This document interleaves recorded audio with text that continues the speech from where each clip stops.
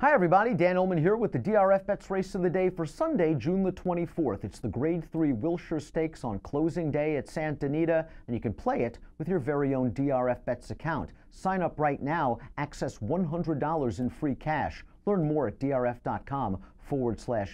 Here's the field of turf horses going a mile. They're fillies and mares for $100,000 in the Wilshire. You can access free formulator past performances on the Race of the Day event page at drf.com. Download them and handicap along with me. I'll take the field in post position order, beginning with the number 1 Beau Recall, winner of the Grade 2 Royal Heroine at this 1 mile distance, 2 starts back. It was a really nice performance for Beau Recall, who got a solid pace scenario, but she also got a solid pace scenario in her most recent start, the Grade 1 Gamely Stakes, and while she came with a late run, she was no match for Sophie P. late. Beau Recall is solid. I'm not sure she's dependable, but she's certainly solid, and it looks like she's going to get a fast pace, as we see from this Timeform US pace projector. The 2 Sassy Little Lila, the 4 Miss Julia Star, they're expected to contest things, and you see Beau Recall, the number 1, lingering near the back of the pack. If this pace is a barbecue, it helps Beau Recall. I have a feeling she's going to take action. She usually does. And again, while she has been in the exacta 7 of 13 and is in very good form, I just don't think she's the most dependable sort at a relatively short price. Speaking of Sassy Little Lila, who's expected to be dueling on the lead, she was part of that pace last time out in the Royal Heroine, and I thought she ran just fine. She only finished 3/4 of a length behind Beau Recall, despite doing a lot of the dirty work on the front end. 2 starts back in the Santa Ana, they tried to stretch her speed to 1 mile and an eighth. It was just a little bit too far for her. Her ideal situation is this 1 mile distance without that red bar. So it really is interesting to see how far and how fast Miss Julia Star pushes Sassy Little Lila in the early portion. Something tells me that Sassy Little Lila is just a better horse than Miss Julia Star, and she might hang around a lot longer than expected. She hasn't won a race in a long time, over a year, but she does have some ability. Mike Smith takes them out. The 3 is She Has the Right Stuff, and She Has the Right Stuff was certainly going the right way last summer at Del Mar. Her most recent performance, a 91 Beyer speed figure. That was a breakthrough effort for this Patty Gallagher trainee. The problem is, we haven't seen her since Del Mar, and you just have to wonder if she had some sort of physical problem that cost her the rest of 2017. She ran well at Del Mar, obviously, last year, and maybe Gallagher is using this race as a prep for Del Mar a little bit later on in the summer. The 4 is Miss Julia Star, going out for Team Valor, and Miss Julia Star's done some nice things in France, a multiple listed stakes winner over there, and that's pretty good. Her first start here was she was in against Too Tough. They ran her in the Grade 1 Matriarch against Off Limits in Hawksmoor, and she was pushed on the pace that day to no avail. And then her first start of the year, she tried Boys in the Grade 3 San Simeon, and I know another filly won the race. As a matter of fact, they ran 1-2. That was her stablemate Belvoir Bay. Miss Julia Star, this is a nice spot for her. I still think there's a question of how good she is, especially if she has to push the number 2 horse Sassy Little Lila early. And I don't know what to make of this formulator fact. Neil Drysdale's a great trainer. He's won the Kentucky Derby. He had a fantastic Santa Anita meet. I don't know what to make of this. Past 4 years, older horses on turf off a 45 to 60 day layoff. He's 1 for 57.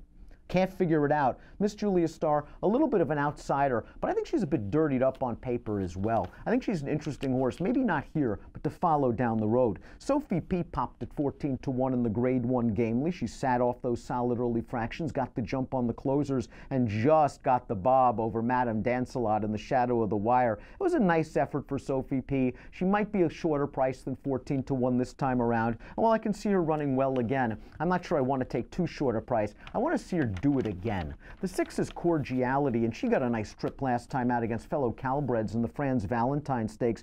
She just sat off moderate fractions, attacked on the turns, and beat that inferior competition. She was no match for Ancient Secret, who we'll talk about in a little bit. 2 starts back, but it's nice to see that she's in solid form. She likes to win races. She's 8 for 21, and she probably can just slot in right behind the 2 speeds. We'll find out if she has the class to compete with these horses on Sunday. I'm a little bit interested at a big price in Storm the Hill, a horse that won the Unzip Me going down the hill back in 2017. She was shipped to Eddie Keneally to run on the East Coast earlier this year, and I think she's a bit dirtied up. Last time out, there was no pace at Churchill Downs in a pretty live race. The runner-up came back to run third in the Grade 3 Mint Julep with an 87 buyer. 2 starts back, they turned her all the way back to 5.5 furlongs at Keeneland. That distance is just too short for her. 3 back in the Sand Springs. She was taken back to last in a race where there was no pace at Gulfstream. Team of Teams wired that field. 4 starts back, they put her on a very hot pace in the South Beach Stakes, and she paid the price.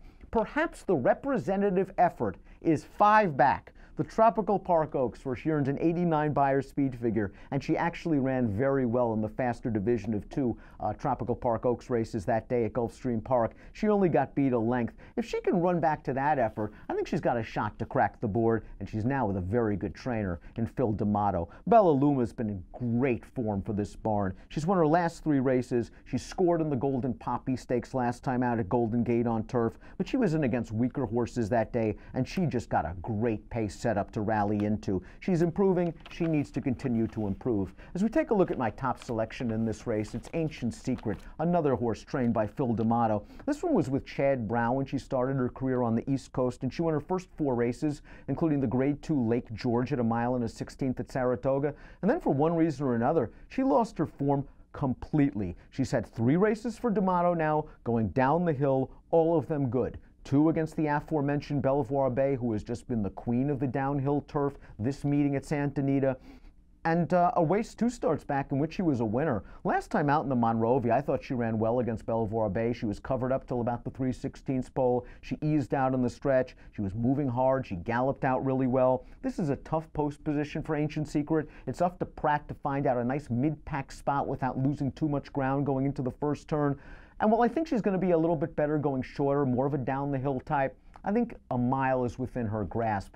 Ancient Secret's going to be my top pick in the Wilshire, and I'll go 9, 5, 3, and 6 in our DRFBets race of the day. And again, you can play it with a new DRFBets account. New signups access $100 in free cash. Learn more at drf.com/bet. An approximate post time for the Grade 3 Wilshire on closing Sunday at Santa Anita is 4:30 Pacific. Good luck.